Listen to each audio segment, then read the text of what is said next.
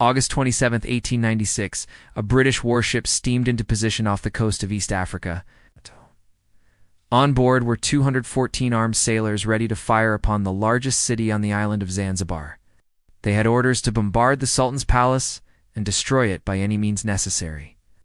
Meanwhile, inside the palace, Sultan Khalid bin Barghash sat calmly smoking a cigarette. He knew what was coming, but he also knew that there was nothing he could do to stop it. This was a conflict between two global superpowers. For Britain, this would be a walk in the park. For Zanzibar, it would be catastrophic.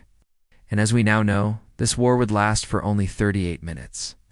It is officially recognized as the shortest war in history. So let's tell the story of how it started and how it ended so quickly. But first, if you haven't already, be sure to subscribe. New videos are released every week, and your subscription will help us grow our community of history lovers. We've got lots more videos about epic historical events, including another one about a war that lasted only 90 seconds. So be sure to stay tuned. Thanks for watching. Now back to the war. Before we can jump into the battle, we need some context. Here's a map of the world in 1896. As you can see, the British Empire was at its peak. Its territory spanned across 5 continents, covering over a quarter of the Earth's total land area. This vast empire relied on trade routes that stretched around the world, and one of these routes was along the east coast of Africa. Here's a close-up of Zanzibar. At the time, it was known as the Sultanate of Zanzibar, and though it was small, it was incredibly wealthy. The people of Zanzibar excelled at agriculture, and they produced many valuable crops, including cloves, vanilla, cotton, and coconut. These agricultural exports brought in millions of pounds and made the Sultanate one of the wealthiest places in all of Africa. But while the Sultanate was rich, it was poor in something else: independence. In fact, it was a protectorate of the British Empire.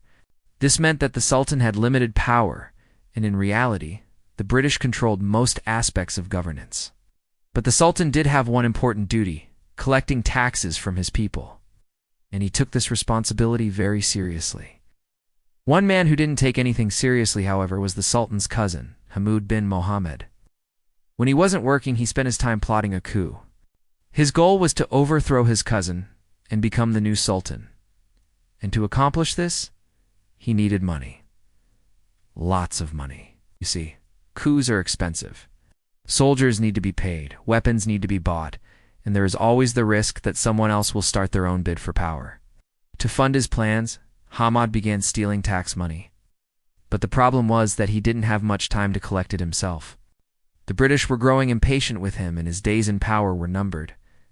To get ahead of the inevitable, Hamoud decided to declare independence and turn Zanzibar into a republic. Then he would be his own boss and wouldn't have to worry about paying taxes to anyone. He recruited an army of 500 men and launched a coup against his cousin. The plan was simple: take the palace and eliminate the Sultan. It worked perfectly. The Sultan was killed and Hamoud took the throne, but he hadn't thought things through. By declaring independence, he had made himself an enemy of the British Empire. And now they were coming to punish him. They sent a telegram with an ultimatum, which read, "His Majesty's government expects that you will not only at once sign a treaty of peace and friendship with the Porte, but you will also relinquish the post of Sultan and leave the island with your family." In other words, he had 2 options: either sign a peace treaty and become a British subject, or leave the country immediately. Hamoud laughed when he received this message. He figured that the British would never go to war over a tiny island. He decided to ignore the ultimatum and instead dig into his defenses.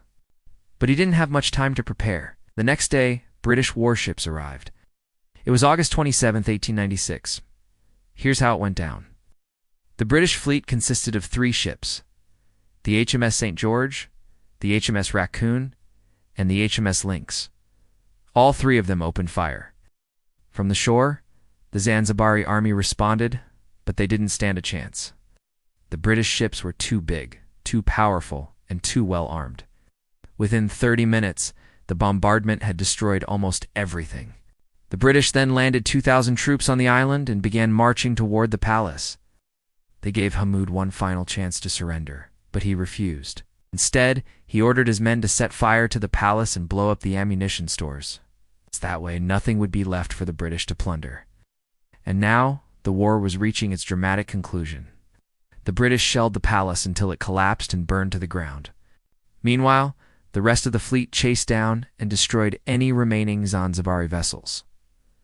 By 11 a.m., the conflict was over. This was the Anglo-Zanzibar War, and it lasted for only 38 minutes. In total, 500 Zanzibars lost their lives, while the British suffered no casualties. The new Sultan was installed shortly thereafter, and Zanzibar remained a British protectorate. Let's finish by taking one last look at a map of the world during this time period. Remember that the British Empire was the largest in history, spanning across 5 continents and covering over a quarter of the world's landmass. Now zoom in on Africa. The British controlled almost the entire eastern coast, including Zanzibar. There are few reasons that the British were able to expand their empire so aggressively during this time. First, they had a huge navy, and this allowed them to travel around the world and project power anywhere they wanted. Second, they had a large population. In 1896, Britain had nearly 400 million subjects. This is why they were able to send thousands of soldiers halfway around the world. Finally, they had advanced weaponry and tactics. British soldiers carried repeating rifles and machine guns, while their enemies often had to settle for bows and arrows. But despite all these advantages, the British still faced many challenges. First, most of their far-flung territories were very far away, and this made it difficult to control them. Also, they had to deal with rival European powers. France, Germany, and Portugal all wanted to carve out their own pieces of Africa, and this created constant tension. Finally, they had to contend with local resistance. Even though the British were very powerful, they were still vulnerable to determined fighters. In the end, the challenges were too great, and in 1947, the British Empire began to collapse. One by one, its colonies gained independence. Today, only a handful remain. Thanks for watching. If you enjoyed this video, please consider subscribing. It's free and helps us grow our community of history lovers. What are your thoughts about this conflict? Was it justified or not? Let us know in the comments below.